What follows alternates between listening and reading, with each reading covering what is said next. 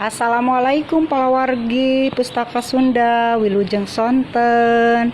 Abdi Teh Mia ti Cianjur bade ngadongeng seratan Kang Adi Daryana. Sakadang kuya manggih tulang maung. Sakadang kuya cenah manggih tulang maung tina durukan. Tuluy dibawa rek dijeun suling. Papanggih jeung Bang Bara. Cing Bang Bara, pangliangankeun tulang maung keur suling cenah. Heuk cek Bang Bara teh tuluy diliangan. Pek ditiup ku sakadang kuya dilagukeun.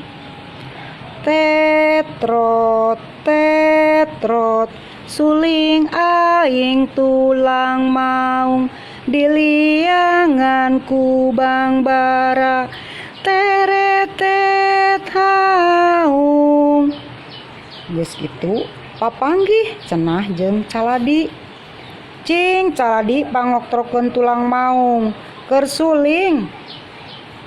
Heug cenah tuluy ditoktrokan.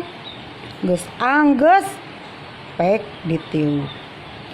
Tetrot tetrot tetrot suling aing tulang maung diliangan ku Bang Bara ditoktrokan ku Caladi torotot haung. Tidinya indit deui cenah papanggih jeung Sirepan.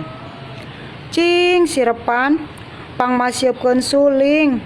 Sirepan daekeun tuluy dipasieup. Geus anggeus ditiup deui bari leumpang. Tetrot tetrot suling aing tulang maung diliangan ku Bang Bara ditoktrokan ku Caladi dipasieup ku Sirepan teretet haung. Barang keur ngeunah-ngeunah nyuling kapanggih ku sakadang monyet.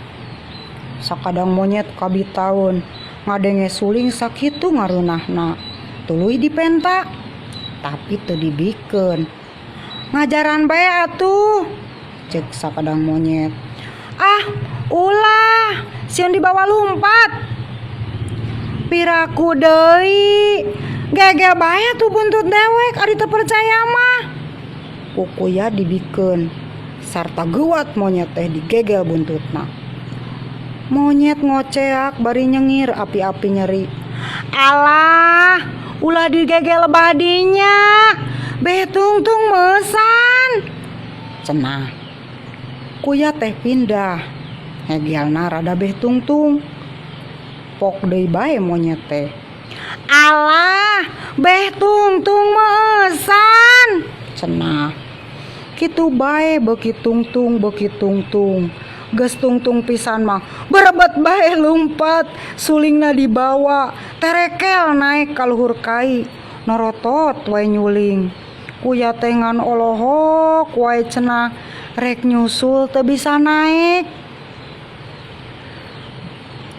Gandasari buku bacaan pikeun kelas 3 di Sakola Sunda karangan RRG Sastra Atmaja. Hatur nuhun wilujeng sonten sadayana palawargi Pustaka Jaya Pustaka Sunda. Assalamualaikum warahmatullahi wabarakatuh.